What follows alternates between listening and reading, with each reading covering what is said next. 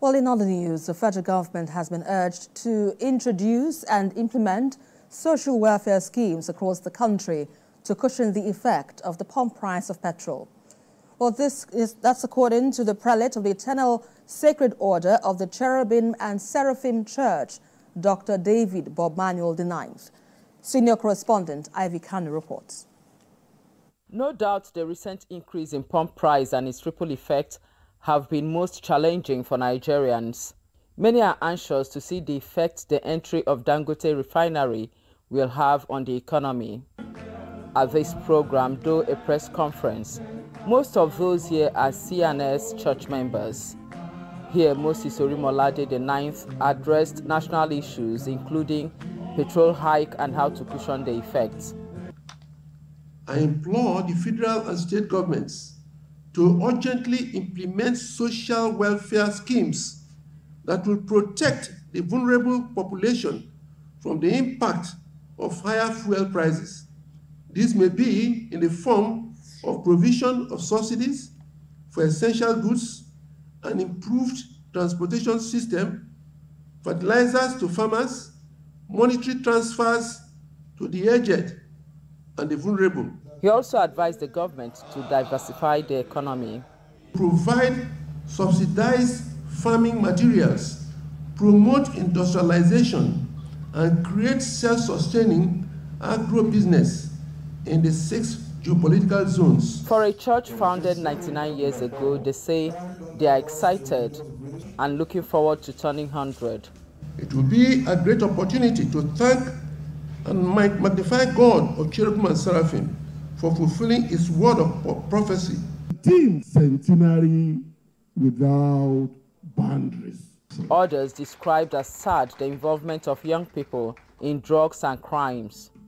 When you send your children to go and buy drugs, and then you tell them you are not of age to take it, by all means they will go and try.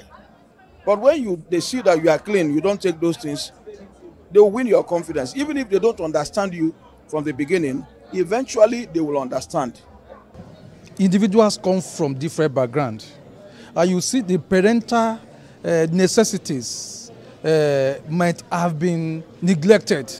Look at the young man in Korodu that killed a young lady. What does he want at that age? Also displayed is the centenary plans, logo, and theme song.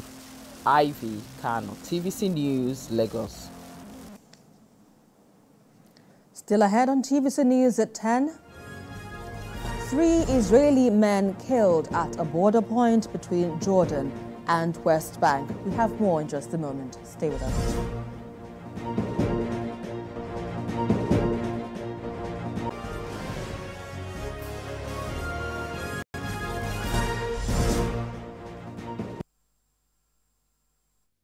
In a canvas. It shows the conation of raw earthen material slabbed, stroked and molded at a pace provided by the doubt and fear. Every move way in the struggle of one to the other, merging the past to the present, brushstrokes of colors seen but not known. For when the wailing stops, the pieces settle down in abject beauty erected for a century of a century. Speaking, advocating, protesting as the arts are meant to be.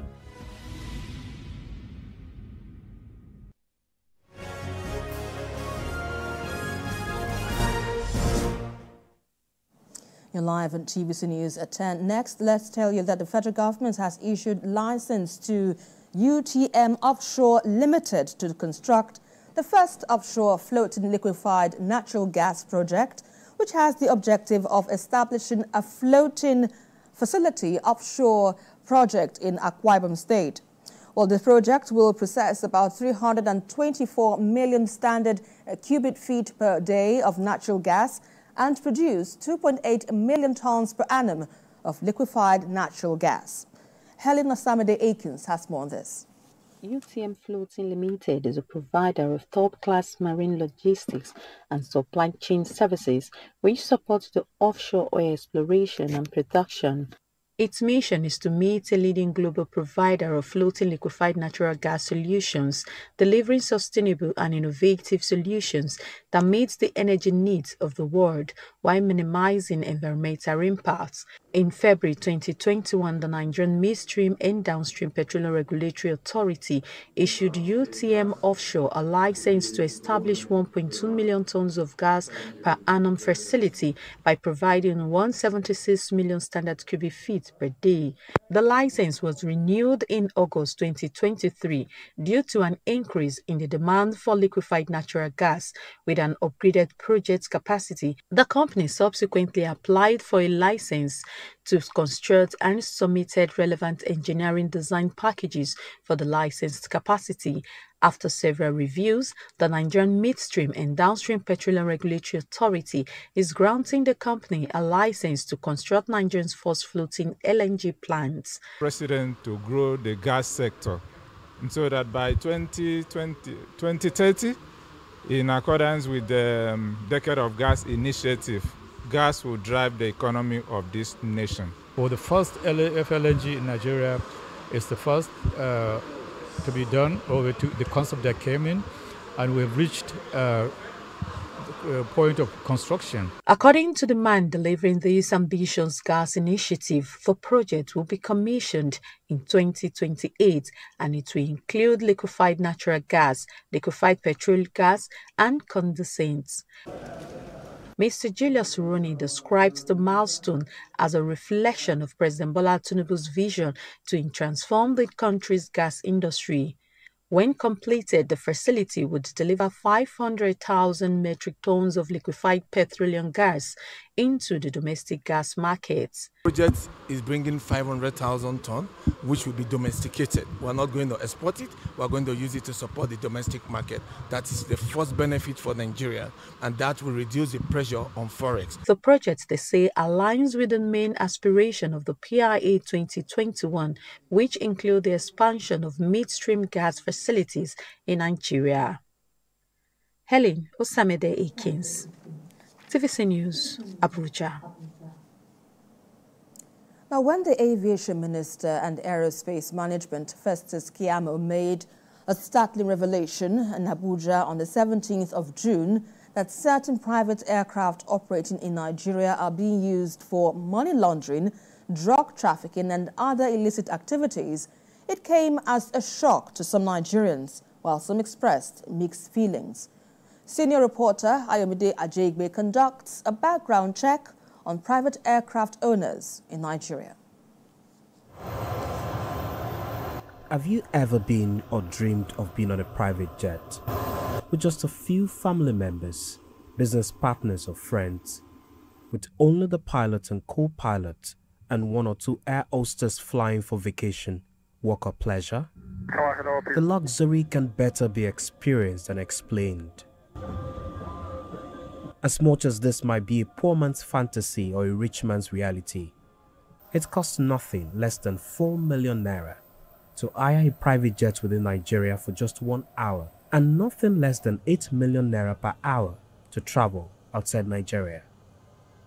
To think that some Nigerians actually own private aircraft is an eye-opener, as the lowest cost of a private jet owned by a Nigerian in Naira as of July 2024 is 4.6 billion naira, and a Gulfstream G650 foreign used put up for sale in August 2024 cost 54 billion naira. Records show that there are more than 200 private jet owners in Nigeria as of January 2024.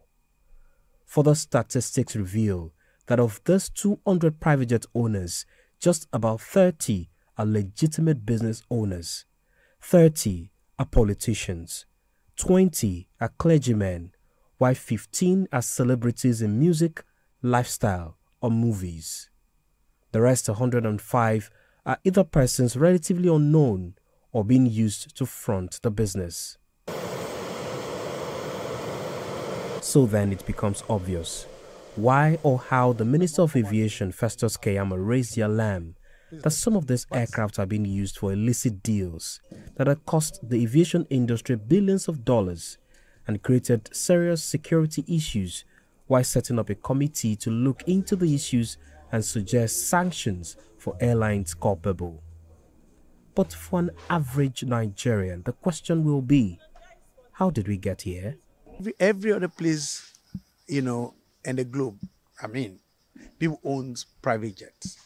Government fund is the easiest for anybody to go to take and just, ferry out like that. Because you can get money from any corporate organization just like that. This travel consultant says questions should be asked and investigations must be conducted on everyone who owns a private jet in Nigeria if indeed the corruption in the aviation sector will be nipped in the bud. A lot needs to be done concerning those that own private jet. Even when you buy a private jet, they should ask you where you get the money from. Everybody, they should look at the antecedents of everybody. Where do you get your money from? How do you buy a private jet? Where do you get the money from? If $1 million hits anybody's account in the US today, they will come after you. Where do you get, Mr. Man? How do you get this money? You have to explain. Alex Muba is the president, Aircraft Owners and Pilots Association. He doesn't quite agree that any member of the association is involved in illicit business and hopes the investigation will be thorough and fair. If the ministry has information about illegal use of aircraft by private operators, it's a matter of bringing the matter to the public or to the courts or charge people with criminal activity, not to set up a committee. We know what committees are set up to do. He insists that private aircraft owners are needed to complement the commercial aviation space, and it won't be fair to demonize their business. The inability to reach most parts of the country, the kind of airline configuration we have that can only serve major airports. So that's what private airplanes are for, to bridge these opportunities that are limited. And the growth of airports is essentially to open up many areas to travelers and increase the efficiency of aviation. So, aviation consultant Olumide Onwayo says Nigeria's economy is under threat if private aircraft business is thriving more than the commercial operation, and thinks it is a right step in the right direction to regulate their operations. Now, for the private jet operations, it's a problem that is world over and everybody is tightening the nose. We cannot be different. I'm happy that when the customers asked them to bring documentation, because some of these aircraft are overstayed in Nigeria, and despite not paying the custom dues on it, and most of them started taking the aircraft out of Nigeria. And that's a good development. But it's sickening that you have a country whereby you have more private jets than commercial jet operations. One of the issues raised is that those engaged in illegal activities had obtained permits for flying non-commercial aircraft, but had violated the terms of those licenses. I was at the office of the Director of Aviation Security Services of the Federal Airport Authority of Nigeria to find out what has been done to checkmate these illegal activities. We are monitoring them with the task force in place and with the access, because presently now we are posting. What we want to do first of all now is to make sure all the private jet owners adhere strictly to the rules of FAN, of the aviation, whereby everybody that is coming, chartering their planes or coming through their hangars will be properly screened by the AFSEC personnel. So that is being worked out. In few weeks' time, the task force set up by the Minister of Aviation and Aerospace Management, Festus Keyamo, will submit its report on the findings of the committee on private jets being used as money laundering operations. Nigerians are hoping that this report will curb corruption in the space, and agencies such as Federal Airport Authority of Nigeria will know the next steps to take. Ayomide Ajegbe, TVC News, Lagos. All in other news now, the Archbishop of Minna Diocese, Bishop Martin Uzoku, has advised government to tackle insecurity so that